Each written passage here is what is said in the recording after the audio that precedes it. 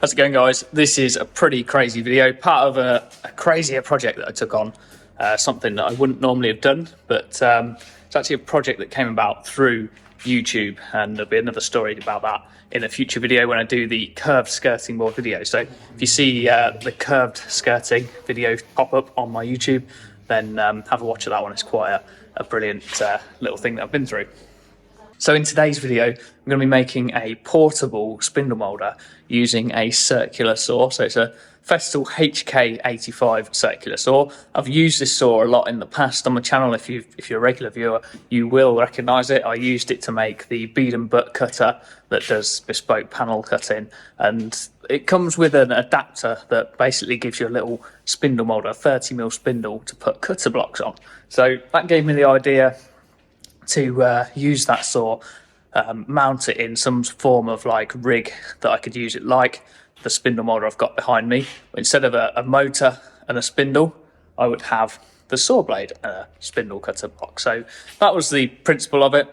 Then it was just down to the technical issue of physically making this thing. So I set about having a go at trying to get it mounted into sort of like a board and being usable with a large piece of skirting board. I did have a long chat with a guy at Weldon Tooling. They make like router cutters, and the guy that was really helpful. I sent him the profile over, and he'd spec'd a load of cutters that would pretty much get me to the profile that I needed, with 2 or 3 passes of a router cutter. But with it's a really tall skirting board. It's only like 20mm. I think it was 18mm finish, and the top edge of it, when it's finished machining, is about 5mm. It's really difficult to hold a router cutter or a router accurately when you cut in sort of something at 45mm tall. And another avenue that I explored was using like an old school method called using a scratch block. So you would take a scraper blade, or some people cheap out and use like the back of a saw blade. You want like a flexible piece of metal, and you file it to the shape of your skirting board or whatever profile that you'd like to recreate, and you file it sort of dead smooth, but you create a bit of a burr on the edge of the metal, and then you just basically scratch it along the surface of the wood, so the burr cuts into the wood and shaves like a very fine peel of wood off every time you scratch it over the surface.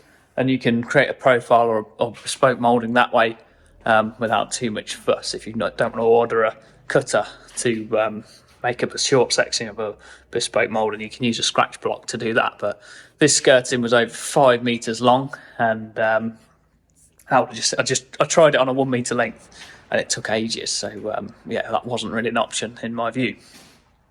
So that landed us back with the spindle moulder cutter, which I've got here, using this cutter block from Whitehill Tools, and the cutter profilers bespoke moulding. He ground these up for me. They're absolutely perfect. So I think it's about a 40mm moulding, but it sits 45mm from the top of the cut to where it exits the timber. And that was the profile that we're cutting into these skirting boards.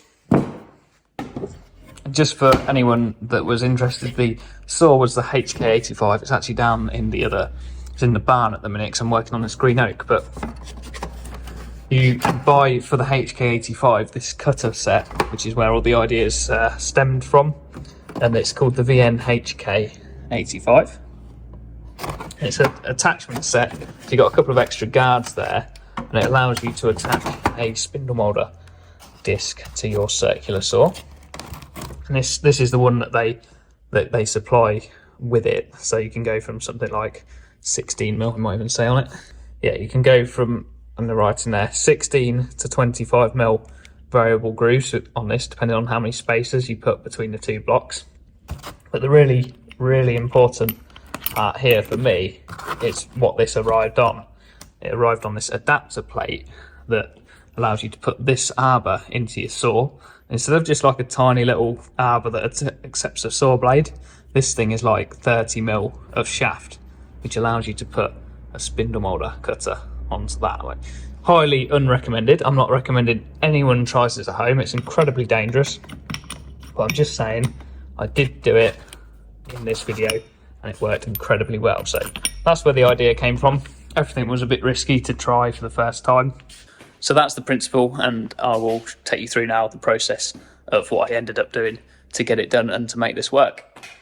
What I will say is that I had a few camera issues with this. I was using my old camera setup while I was filming this. I sometimes forgot to attach the mic. It's not as good as the camera I'm using now. Yeah, but I thought everyone should see it. I think it's a good video.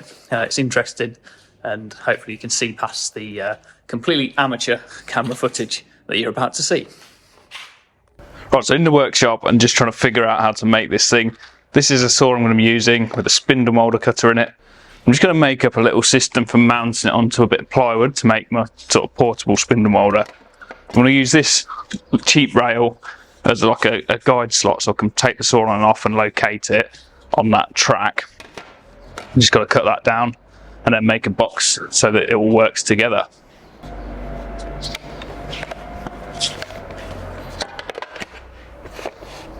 That mounts on a bit of plywood. That's where I can bolt it.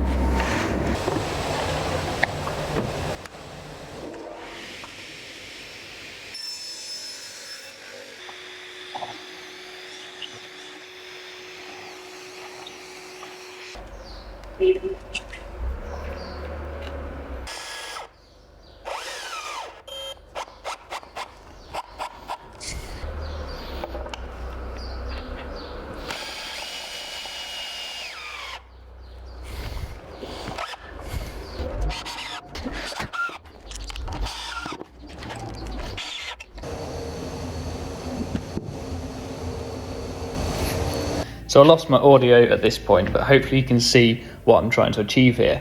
I've attached the saw to the vertical piece of plywood that allows the machine to then slide up and down, which will give me the height adjustment of the cut and that tiny bit of adjustability.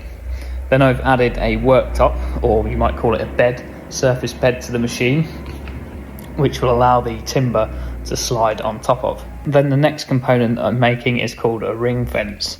A ring fence guide is not the normal straight fences that you'd see on a spindle moulder. The idea of a ring fence is to guide a curved piece of timber into the cut or into the cutter block gradually, and at the very centre of the fence allow a full depth of cut that you would require to get the finished workpiece moulding that you set up. So the curve radius of the ring fence needs to be appropriate to the job, so slightly smaller than the curve radius of the workpiece that you're working on, but it also needs to be bigger than the radius of the cutter block to make the lead-in cut safe. The ring fence is made up using several layers of plywood. The different layers are basically to build the height of the plywood up so that it sits just above the cutter block. This is the point at which then the ring fence runs on the surface of the timber to stop it, to give you that depth setting of your cut. So the chunky M12 bolts that are coming through the bed are my clamps for that bed, so they will give me the adjustability so that I can slide the ring fence back and forward to give me a less or greater depth of cut when I'm working and setting up the machine.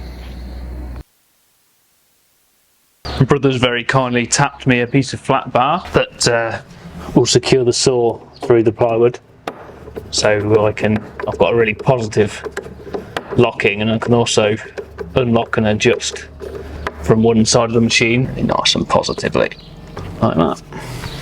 Time for a test run.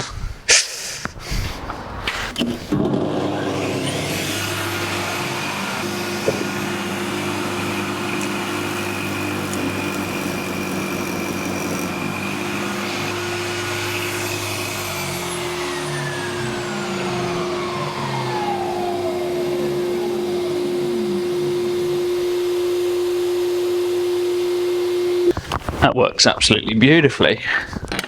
I just needed a bit more depth, so I can just tamp it back a little bit,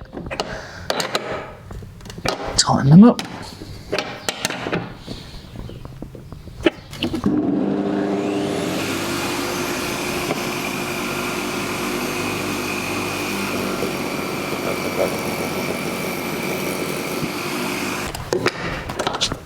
set the depth now. It's one less thing to do when I'm there.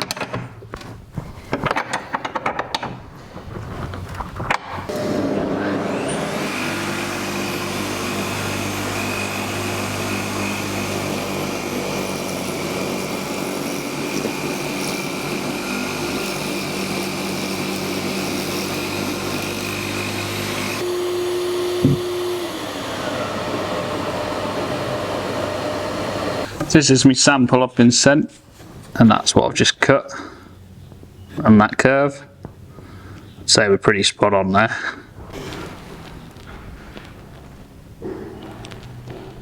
These pieces are to make a bed to support the length of the skirting. I'm going to set them off at an angle like wings from the Spindle Moulder. I've worked it all out on the SketchUp drawing to the right dimensions, so I know what angle to make these. And there's two of them, so I'll cut them both together.